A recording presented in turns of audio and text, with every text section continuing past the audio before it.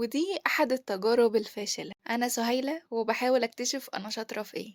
كان نفسي أعمل أوي short movie عشان شُفت حد كان عمل كده she inspired me. أنا مش فاكرة اسمها بالضبط، بس يعني طريقة التصوير والstories اللي هي بتحكيها شجّعتني إن أنا أعمل حاجة زي كده، عشان أنا أصلًا في دماغي الموضوع ده بقى له كتير، بس مش عارفة آخُد الخطوة، فقُلت خلاص هاصوّر short movie بقى وقُلت أعمل حاجة ليها علاقة بشعور معيّن باحسّه وكنت عايزة أوصّله. يعني أنا كنت متخيّلة في دماغي الموضوع هيبقى بشكل معيّن، بس لمّا بدأت أنفّذ ما لقيتش الشكل ده، فحسّيت شوية بإحباط، بس قُلت لأ هاكمّل مش مشكلة.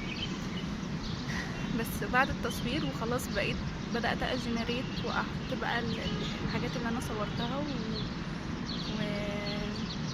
ما وقفت وما عرفتش أكمّل. حبّيت إن أنا أshare تجربة فشلت عشان مش كل التجارب يعني بتطلع في الآخر مضبوطة وحلوة وfunny وبتاع، لأ بيبقى فيها وراها يعني كمية مصارعات علشان أصلًا أعمل حاجة زي كده، وكانت التجربة دي واحدة منهم، وللأسف الصراعات دي تغلبت عليَّ، بس مش عايزة أقتنع بده أوي، علشان أنا نفسي أعمل ده في يوم من الأيام، بس يمكن ما كانش ده الوقت المناسب إن أنا أعمل ده، أو لسه أنا محتاجة أتعلم حاجات تانية علشان أبقى قادرة أطلعها بالشكل اللي في دماغي.